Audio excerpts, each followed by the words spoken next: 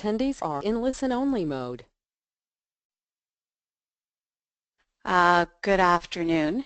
Today's webinar is Sex Differences in Admission to ICU, Exploring the Role of Social Support Factors.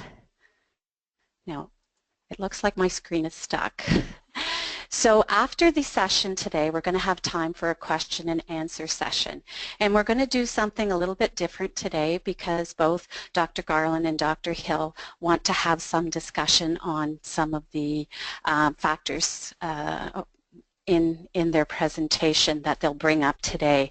So if you could send a question and then I can identify who it is, and then I'll be able to unmute you so that you can have that discussion with the panel members today.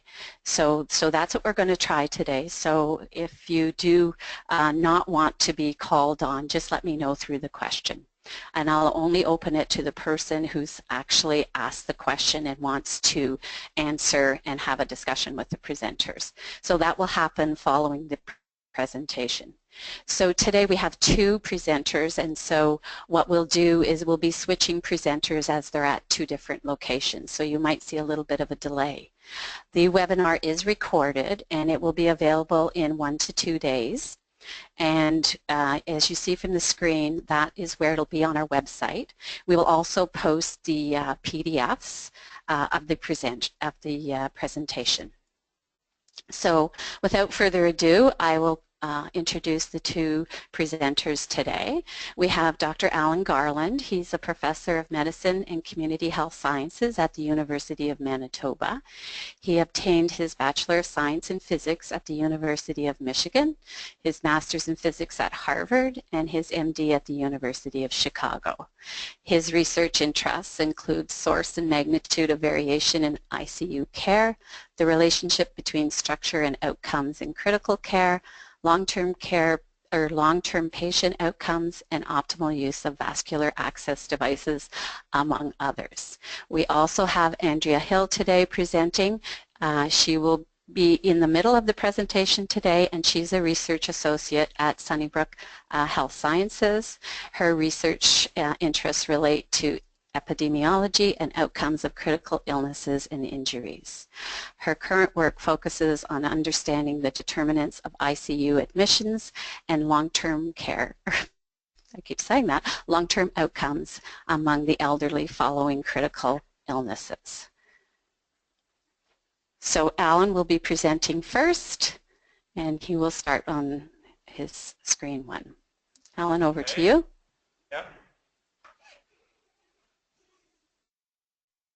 Okay, can you all see that? Is that visible?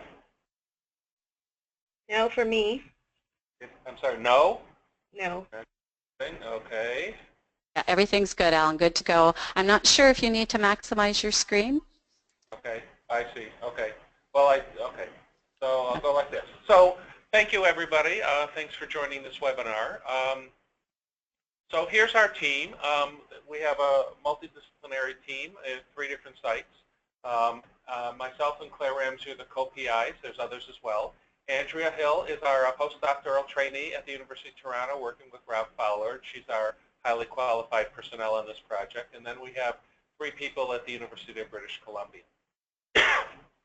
So intensive care units are an important and expensive part of modern healthcare systems. And an interesting observation is that men outnumber women in ICUs by about 50%, so 60-40 men. And this is everywhere it's been reported, almost everywhere. That should say almost everywhere. But in Canada, we've noticed it. Both there's data from Dr. Fowler in Ontario and Dr. Dodek in Vancouver and in Manitoba that shows these same kinds of numbers. The one place I know of that did not show a male predominance was at the Mayo Clinic, and I don't have an obvious explanation for that. Okay, but more relevant than just the numbers is that the population-based rates of ICU admission are greater for men than women, and this is not accounted for by sex differences in diagnoses, comorbidities, or socioeconomic status. Now, in Dr. Fowler's CMAJ article in 2007, the editorialist for that article raised one possible explanation for that is that there's some sort of gender bias going on by the gatekeepers to the ICU, who are usually intensive care unit physicians, where perhaps they favor admission of men over women, subtly or not subtly, but that's one of the possible explanations. So here's the data from Manitoba, showing that in every age group over an 8-year period, the rate per population of men outnumbers women. Now, that's the same data, but shown slightly differently, where we're just showing the male to female ratios in each age category. And you see that, again, men outnumber women in every age category. But in this figure, what you see is the round circles, the open circles, are the number of people in ICU by sex divided by the population of that sex. So in other words, normalized by population. But perhaps that's not the right way to look at the equality or inequality of access to intensive care units. Because, for instance, let's just say that in a given age group, there's more critically ill men than critically ill women. Then we would expect that there'd be more men than women in intensive care units, and that would not, in that case, represent an inequality of access. So something that we did in our analysis of this is we made an estimate. We created an estimate of the incidence of critical illness in the population, and we used that as the denominator. And we see this, that when with the closed stars, the rates of the rate ratio, male to female ratio of admission to intensive care units for men and women across most age groups is close to 1 when you normalize by what we think is a more appropriate normalization factor, again, the estimated incidence of critical illness. So for instance, if you look at the 50 to 59 year-old age group, you see that there's relative to the size of the male and female populations, there's way more men than women in intensive care units in Manitoba. But if you look at it as a percentage of the admission to ICUs as a percentage of the critically ill men and the critically ill women, then the ratio is 1. But you see at the far end, at the older age end, it again goes up. So again, for most ages, the higher rates of ICU admission for men are fully explained by higher rates of critical illness. And this suggests a difference, but not a disparity in the sense of unfairness. But for the older ages, there again appears to be a real male predominance in the rates of ICU care, not explained by rates of critical illness. So what could the possible explanations be? And so here is the possible explanations we could come up with. Maybe older men are more willing to seek medical care. Maybe older men have better access to the portals to hospital care. Maybe the gatekeepers to hospital admission, somehow or another, subtly or not subtly, favor admission of men. Maybe once they're in the hospital, hospitalized older men are more willing to accept aggressive medical care, the type of care that's provided in intensive care units, than are older hospitalized women. And then lastly, the possibility that the editorialist brought up, as I mentioned before, is maybe the ICU gatekeepers in some way favor admission of men over women. So this is sort of the sequence of possibilities that we could come up with. In the discussion, I would like to hear other possibilities people can think of. So the origin of the idea is that in other domains of healthcare, willingness for medical care has been found to be related to quality of life and to social supports. So here's what we reasoned that sort of drove this idea. Women in society generally outlive men. Therefore, at the end of life, many or most critically ill women are widowed, their spouses are dead, whereas many or most critically ill men still have living spouses. We reason that if widowhood, not having a spouse that's alive, reduces willingness to undergo aggressive medical care as provided in ICUs, that if we took account of widowhood, that some of the male predominance that I showed you in the older age groups might be attenuated or go away altogether. So Again, our idea is that the differences in elderly patients' wishes regarding ICU admission may be related to differences in social support, in particular widowhood, between the sexes. So our goal in this study was to determine among people over 65 whether and how the male predominance of ICU admission is influenced by social supports, also secondarily prior experience with ICU care, and a variety of socio-demographic factors. So that's my part, and I think Andrea will take over now.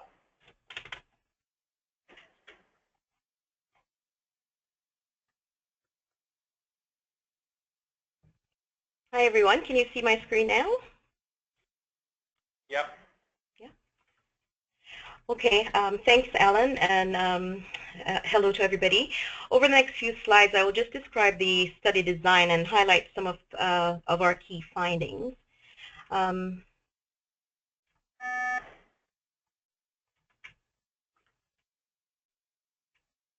I'm trying to move the slides, but they're not moving ahead. Are you able to see the slides moving forward from your end, Carol? You have to move them, Andrea, on your PowerPoint. I am. Oh, okay. Okay, change the view.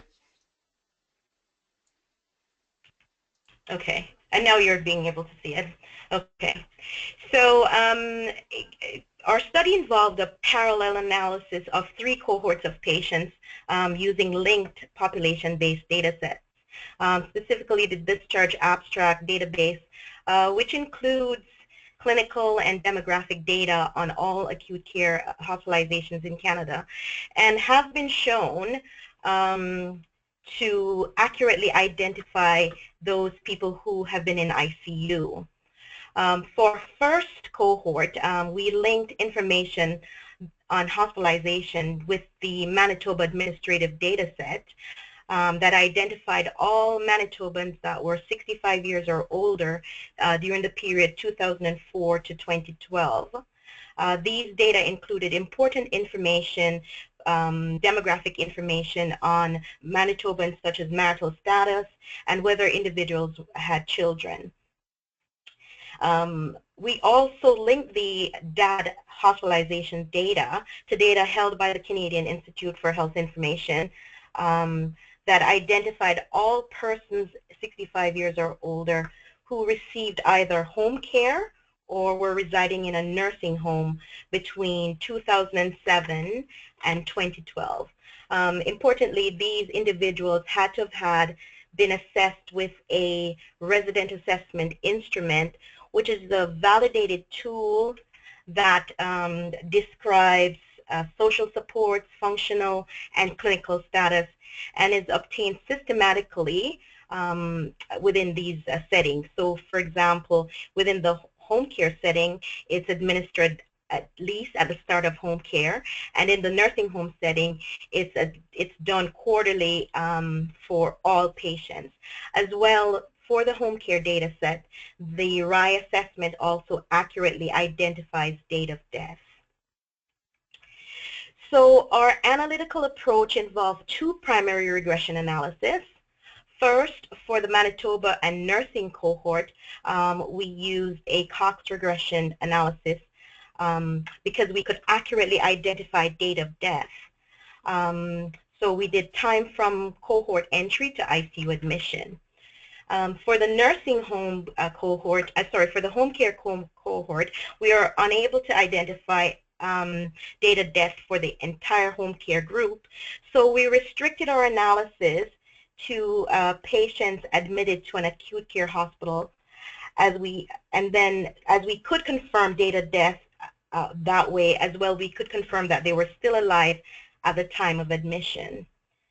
For these patients, we used the the GEE model to examine factors associated with the ICU admission during the hospitalization. For all models, our primary variables of interest were sex, marital status, and for the Manitoba data, we were also interested in the impact of having children.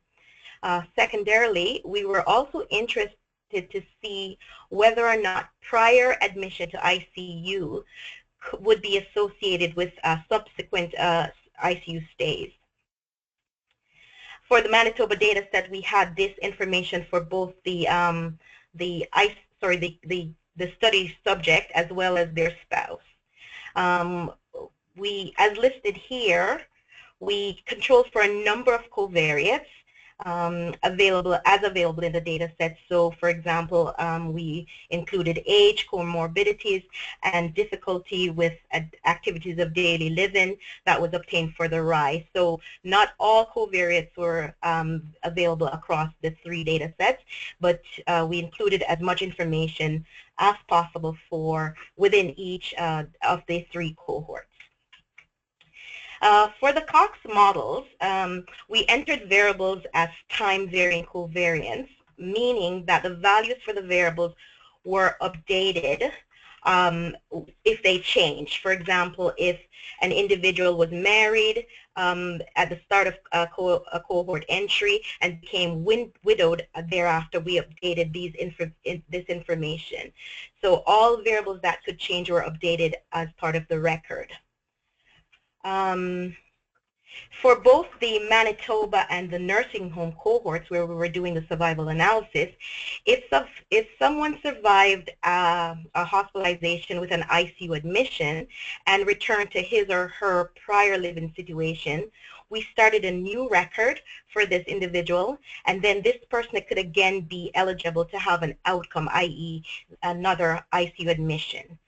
So preferably, this type of clustered data are analyzed using special form of the Cox regression analysis that adjusts for the correlation between the data. However, because the data sets were so large, we were unable to run these models.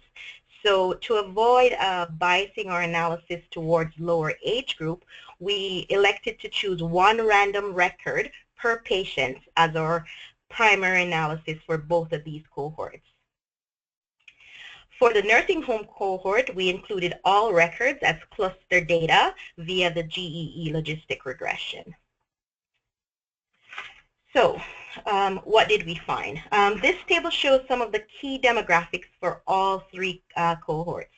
As you can see, the mean age was pretty much between 72 and 84 years, with individuals in Manitoba having a lower mean age. As well, the Manitoba cohort included a disproportionately lower proportion of women and a higher proportion of married people. In terms of the proportion that were admitted to ICU, this was somewhat similar, who had a prior ICU admission, this was somewhat similar across the 3 cohorts. However, fewer older residents of Manitoba and those in the nursing home cohort were admitted to an ICU during our study period. This next slide shows the results of our regression analysis, specifically the coefficient or estimate for the male sex versus female. You will recall for both the Manitoba and the nursing home data that we did a Cox, so the hazard ratios here are shown, and for the GEE model, the logistic regression, the odds ratio is shown. So this shows the unadjusted model, and this model included just sex and age, and as you can see, older men had a greater risk of being admitted to ICU for both across all 3 cohorts. For example, in the nursing home cohort, in the home care cohort, we saw that men were 14% more likely to be admitted to an ICU than women following hospital admission. For all the models that I'll be showing, an asterisk indicates that the results are statistically significant. When we added the additional covariates but excluded our key ones of interest, i.e. the marital status and having children or not, you see here that the results are somewhat attenuated, i.e. The male preponderance is lower. However, the male predominance of ICU admissions still persisted. This remains true even after we added the marital status variable. And in the case of Manitoba, when we added the kids variable to the model. So you can see that for the home care cohort, men still had a 7% higher odds of being admitted to the ICU in the fully adjusted model. From these data, we can see that only in the home care cohort is there any suggestion that the male predominance of ICU care is a consequence of the loss of social support from widowhood, or for the Manitoba data, and include the lack of children. What this tells us is that, our hypothesis is not supported by by our analysis, and this is consistent across all three of our cohorts. If we take a look at the widowhood effect, we can see that for the Manitoba cohort, not being married is associated with a higher chance of ended up in the ICU. And this is contrary to what we had proposed in terms of the willingness to we had thought that widowhood would reduce the willingness to undergo aggressive or medical care, but this is not supported by the data in Manitoba. It's somewhat supported in the data in the nursing home and the home care cohorts, where there's no suggestion of that effect, but our data is inconsistent with our hypothesis. So it's somewhat contrary to the Manitoba data.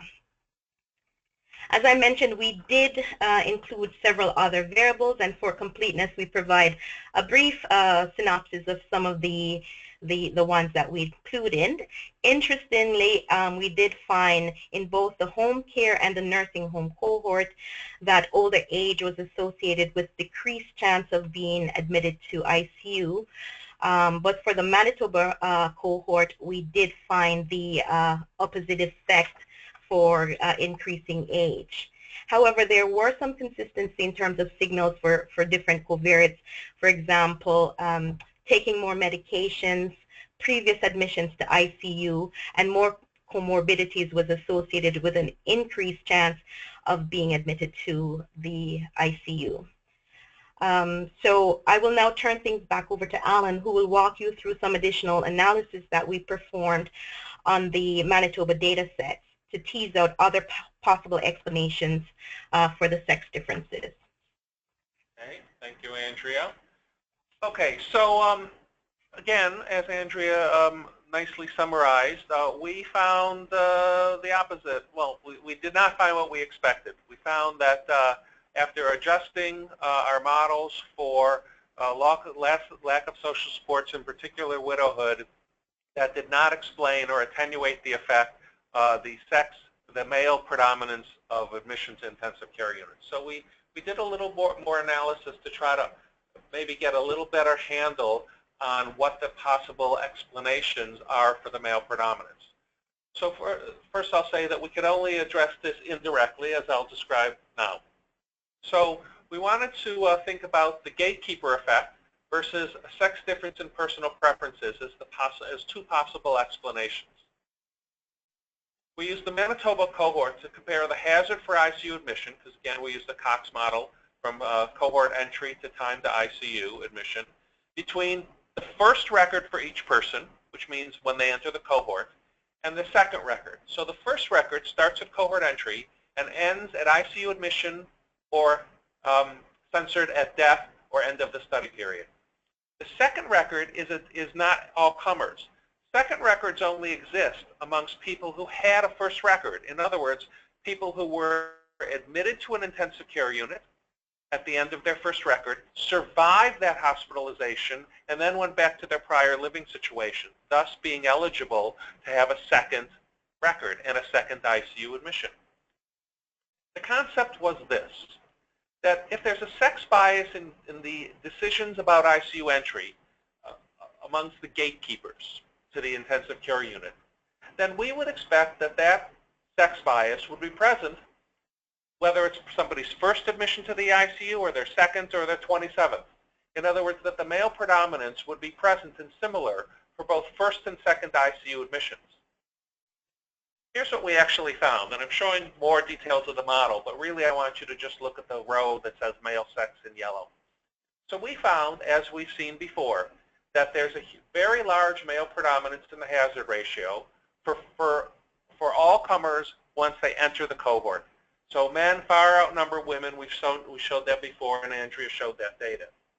However, interestingly, among the people who had a second record, survived their first intensive care unit admission, and then went back home or wherever they lived, and were eligible for a second admission, there was no significant male predominance, as you see by a hazard ratio of 1.07, which was not statistically significant, as I showed you the confidence interval there. So, the large male predominance of population-based ICU admission rate disappears amongst individuals who were admitted to an ICU previously. Now, to us it seems quite unlikely, although not impossible, that a bias toward admitting men over women to ICU on the part of physician gatekeepers would be only selectively applied to first episodes of severe illness and not to second episodes. Not impossible, but it doesn't seem likely to us. It doesn't seem likely to the ICU clinicians who were part of this study, but again, not impossible. Instead, it seems to us, and again, I said at the beginning of this additional analysis that this is only indirect reasoning. Instead, it seems more likely that overall, older men are more likely to accept ICU care when they become critically ill than are older women, explaining the hazard ratio of 1.8. However, amongst people who have previously agreed to be in an ICU, not all older men, not all older women, but older men and older women who have previously agreed to be admitted to an ICU, this is a select subset of men and women who are willing to accept such care, and then restricted to them, which is what the second, the model of second records is. There, we wouldn't expect a significant male predominance because we've already selected out the men and women, more women than men, that didn't want, of the whole population of men and women, older men and women, who did not desire aggressive care. I'll just show you one other analysis with the Manitoba data. Amongst the 14,000 and some who were admitted to ICUs, we did an analysis of a death. Okay, so we included, in addition to the variables that you've seen before for the models of admission to ICU, this was time to death after ICU, and we included a whole bunch of variables that have to do with the type and severity and timing of critical illness itself. And we see that there is adjusting for type and severity of illness and all the other things that we adjusted for in the Manitoba data, it looks like the time to death, the hazard for death amongst men who've been in an ICU exceeds that for women. And there were other significant associations, too, that are not really in the main line of this conversation. So, contrary to our hypothesis, our analysis of 3 separate patient cohorts, everybody over 65 in Manitoba, people over 65 in home care in 3 provinces, people over 65 in nursing homes in 3 provinces, that the social supports of being married and having children nearby does not appear to explain the male predominance of ICU admission. And although it's been suggested that this male predominance represents gender bias by ICU gatekeepers, our findings are more consistent with it reflecting a generally reduced acceptance of aggressive care by older women versus older men. And I think that's it. Yeah. Okay, thank you, Alan and Andrea. That was a great presentation. And what we're going to try to do is something a bit different today. And I hope everybody can see the discussion starter questions that we have. And what I'd like to do is that if you are interested in either one of those questions and participating with our panel, please press the raise your hand, and it's a button on your panel, and I will unmute you and you can join the discussion. Also, if you have any questions, please use the question facility that is in GoToWebinar, and we'll try to answer as many questions as possible. So to start off, the first question is, based on the presentation today, is we propose that the difference in hazard ratios for the gender variable in ICU admissions between the first and the second data records is most consistent with a generally higher acceptance by men of aggressive ICU care. What other plausible interpretations of this observation are there? Now, I'll rifle through here to see if anybody wants to join. Alan, do you have any comments to make on that? No, I mean, we've sort of racked our brains, and I guess an ancillary question is, does anybody think it's plausible that a gatekeeper effect, a gatekeeper bias, favoring men over women in admission to ICUs would be selective and only operative on a first admission, but not on a second admission? Okay. I don't see anybody who's raised their hand yet, and I'm not sure if everybody can find where the raise your hand button is, but it's like looks like a hand with an arrow on it, and it should be to the right side of your screen. So do you want to go on to the second one? Oh, there's somebody, Catherine Fries. I'm unmuting you. Hi, Catherine. Oh, she may not have called in.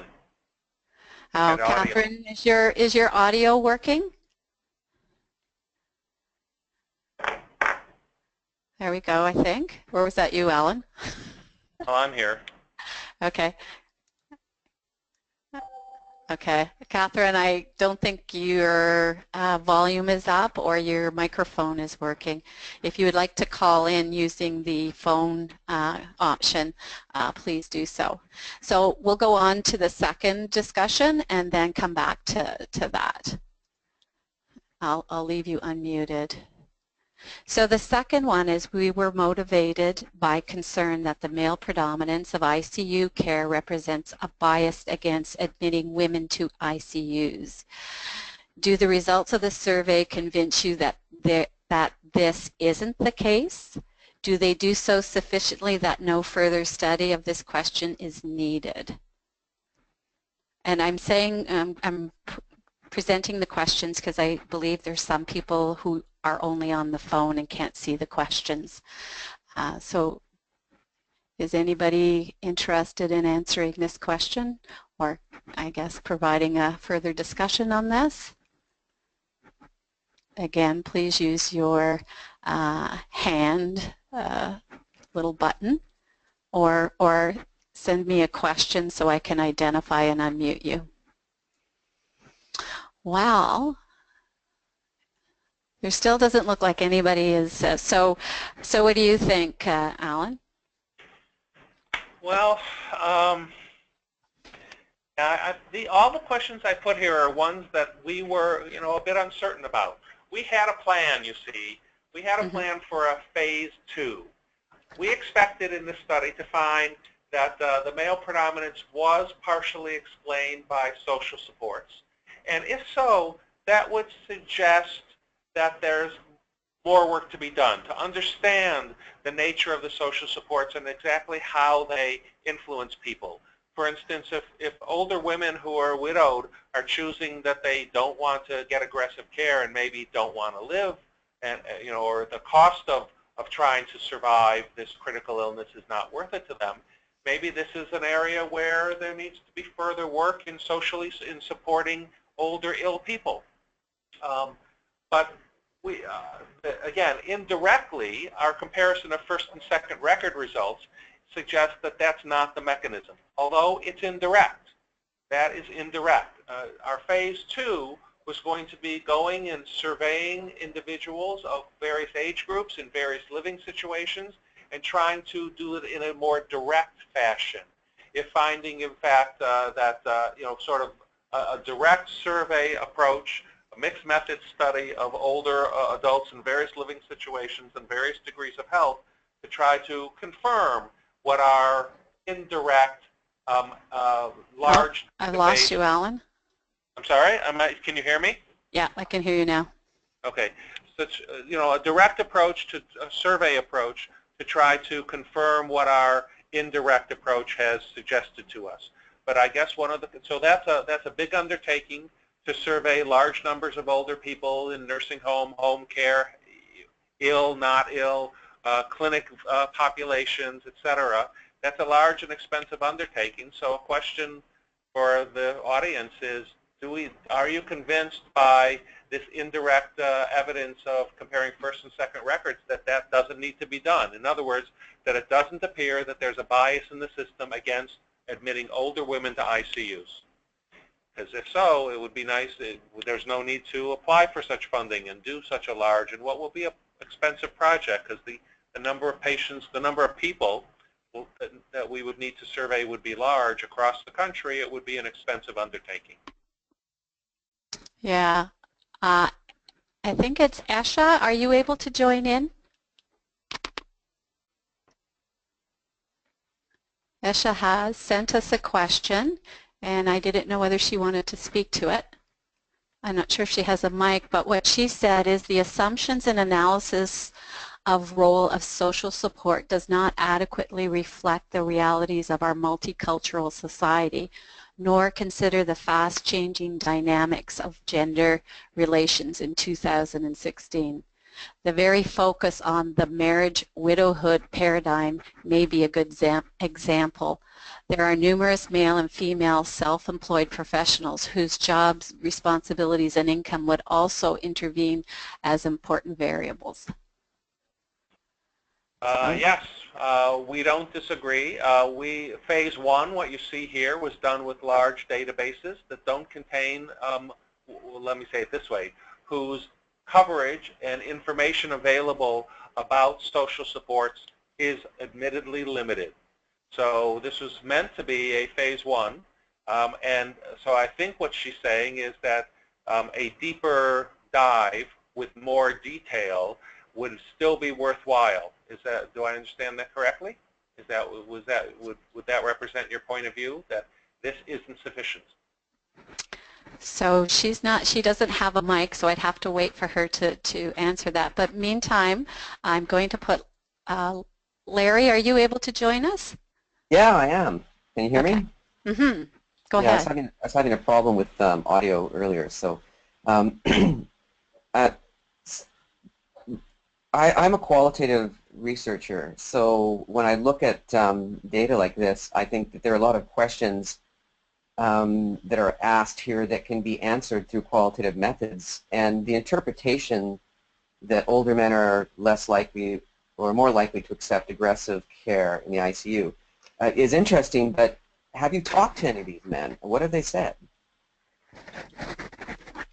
So I don't know if you heard what I said a couple of minutes ago. We always thought that a phase two would involve, we originally thought that a phase two would involve mixed methods evaluation, such as you're saying, surveying and talking to what would really need to be large numbers of older men and older women in a variety of health states and living situations. This study was a preliminary small study using large databases where our access to individuals was zero, and our access to rich kinds of detailed information, more detailed information about social supports was also limited. So this was meant to be a starting point, and we always thought that, as you suggested, a deeper dive would require surveying large numbers of people. So the answer to your question simply is, have we talked to them? These people? No. This was a database study, existing data. Absolutely. And I heard what you said about the deeper dive and doing a survey of large-scale surveys. My question about that would be, what questions would you ask in the survey? Where would you get those questions? And wouldn't a qualitative study with a smaller number of individuals be a more suitable way to start the process? So I'm not a qualitative researcher. Our plan for phase 2 was to recruit some qualitative researchers to sort of help us / lead the second part of this if we thought we needed it. It sounds like you and one of the other questions suggested that we do need it to understand better. And while again, not being a qualitative researcher, my reading of those papers is such that you don't need hundreds of people in every bin to survey them. But there's lots of bins. There's lots of where people live, how old people are, and their current health and their current social support situation. Because there's so many bins, that's why I think that it would have to be a pretty large study, even if there were only 8 people per bin. Absolutely. I think it's figuring out what to me, there's 2 specific questions here that emerge. One is the question about what gatekeepers are doing, and the other question is about what men who go in for a second ICU visit are deciding. So to me, I would be looking at men who are admitted the second time to ICU to interview them about what their thoughts are about whether or not they're going to, like they did before, have aggressive treatments or not. That would be sort of the question I would be interested in. The other one is to talk to some of the gatekeepers and ask them what they think about men coming in and women coming in, because you might find that in the research that I've been involved in, men are often less likely to go to see a doctor until their symptoms have progressed to a point that they present at a later stage for just about every illness that they go in for. For example, with cancer or with heart disease, men are more likely to withstand, and ignore some very serious symptoms, whereas with women, they're more likely to go and see a doctor. So in some cases, that might mean that by the time a man is actually seen by a physician, an intensive care visit, an emergency visit is more likely. But there's a lot of... Now, we took account of comorbid factors in our analysis. We did not take account of the severity of their acute illness when faced with ICU, because not all of them had ICU. I'll just make one very interesting comment. There's this really fascinating paper about what I'm referring to now is your suggestion to talk to the gatekeepers. There was a fascinating paper of orthopedic surgeons in Ontario where they sent them, they recruited over 100 orthopedic surgeons, sent them each a fake patient that one was male, one was female, same age. They coached them to have the exact same description of their symptoms, and they came with their MRIs of their knees, and they were identical MRIs for men and women. And they surveyed the orthopedic surgeons to ask them whether they think they referred patients differentially by sex for surgery, and they all said, no, we don't do that.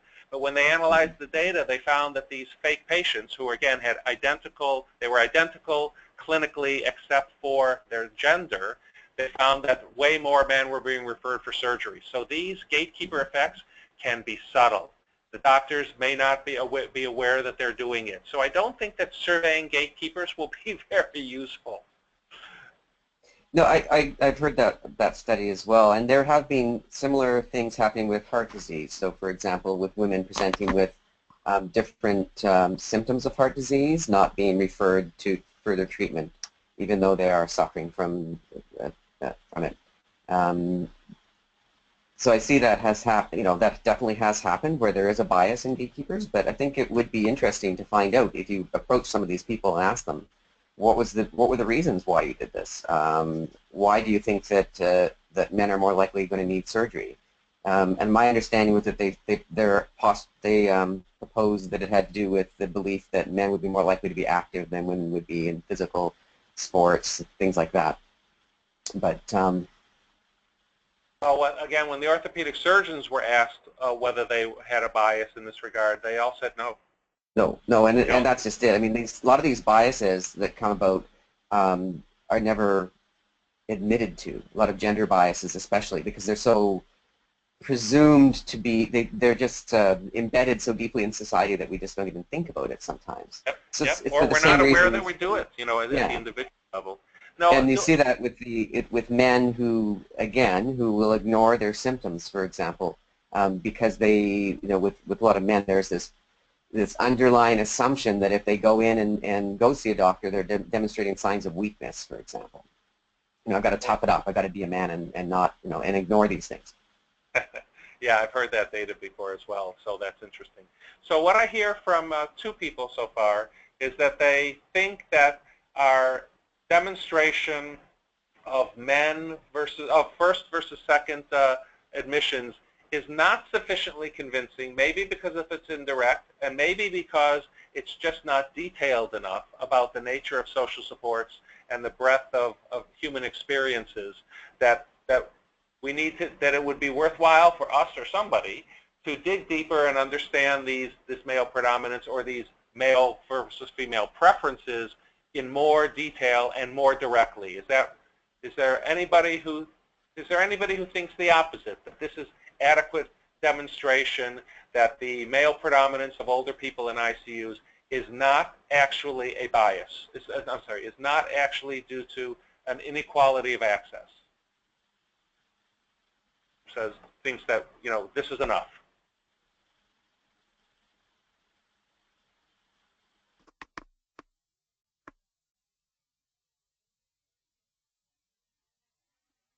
Carol, anyone piping up?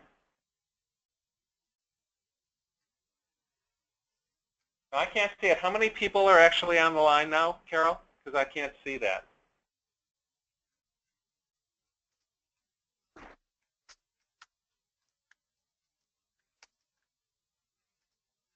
Hello?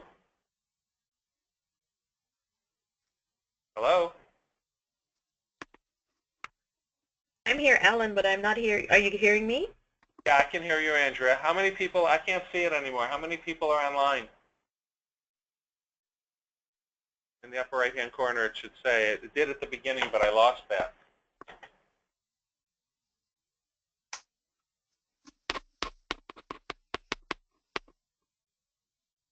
Sounds like we're having some audio problems.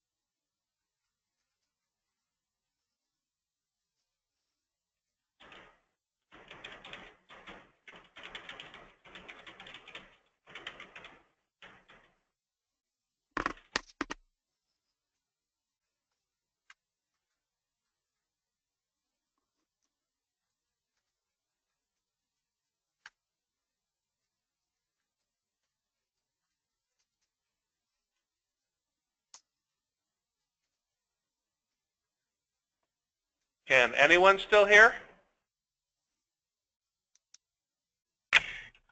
Alan, it's Andrea. I am, but it seems that people are signing off. I'm not hearing Carol.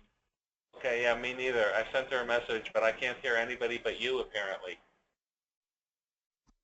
It sounds like there's an audio problem, and I'm not sure why we're immune from it, frankly. How many people were there? How many people were online? I'm curious, because I couldn't see that. I'm not sure, actually. But I did see just now it started at 33 and then it went down to 29, so Okay. people might be logging off.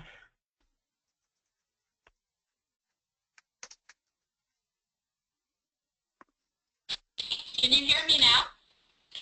Yes, remotely. Okay. Is that you, Carol? Yes, I think my system must have just went down for a minute. It seems that others are having issues as well. I'm not sure why. But there was 33 people online. There's still 26. Are there any other thoughts or questions from anybody? And just there are some questions here. The issues are interlinked in a very complex and significant way, so perhaps one has to study this in a holistic fashion. So I don't know if you have comments on that. I don't disagree that it's complicated, and this was a very simple analysis that we started with simple on purpose, with the idea that if there was some interesting effects there, that we would go further. And what I've heard from now this third person as well. Sorry, Alan, I think you went again. Is that there's interest of going further. What else, Carol? No, I just lost you there for a second. I think you. Okay. Do you hear me now? Yeah. Okay. Yeah, I've heard 3 opinions now from various questioners suggesting that looking more deeply, understanding more deeply of this complicated issue would be worthwhile. So thank you for that. Yeah, so generally now I think people are agreeing with you and thanking you for your presentation. So I think if Andrea, do you have anything to add, or Alan, before we go? No, thank you very much for the opportunity. I think we heard some good feedback with respect to taking a more holistic view of our research questions. So that's, I mean, that was a part of what we had thought would be the next step. So it's interesting. Yeah, just bringing in the example of the orthopedic study was very interesting when people didn't realize that they were being biased. So it sounds like, there might be some more work to be done, but generally the comments and questions that I'm getting right now are excellent discussion, and some of them just couldn't get on to have that discussion, but hopefully this format is working and maybe we can do this more often. It's surprising how many people don't have a microphone, and so maybe the next one would be a suggestion that everybody use the phone, and that way everybody can join in next time. But again, thank you so much for sharing your results. It was a great webinar today, and after this, we'll have a brief survey will pop up, and you can make some comments, and this will help us, improve the webinar series. And the next webinar, as you see from your screen, is Wednesday, September 7th, Fostering the End-of-Life Conversations around the LGBT older Canadians, and that will be presented by Gloria Gutman and Brian DeVries. Also, we have one scheduled for Wednesday, September 21st. We may have to change that. That's with James Downer, because that happens to be the day that we have to go to NCE and do another presentation for our next 5 years of funding. So we might have to reschedule that. And this is just a reminder that the webinar in the red there says that where you will be able to find this webinar and the PDFs of the presentation in the next day or 2. So again, thank you for your presentation. Thanks for all of those who came online and added some value to the discussion. And that's it for today. So thanks. Have a good afternoon. Take care. Bye-bye. Thank you.